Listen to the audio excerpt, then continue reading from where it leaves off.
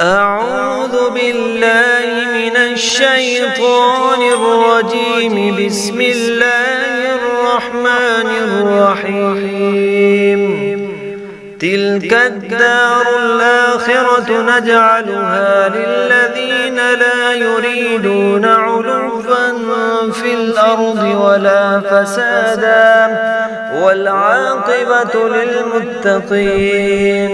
من جاء بالحسنة فله خير منها ومن جاء بالسيئة فلا يجزى الذين عملوا السيئات إلا ما كانوا يعملون.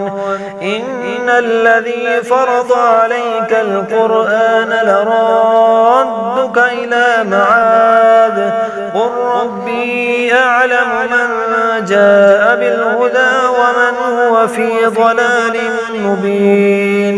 وما كنت ترجو أن يلقى إليك الكتاب إلا رحمة من ربك فلا تكونن ظهيرا للكافرين.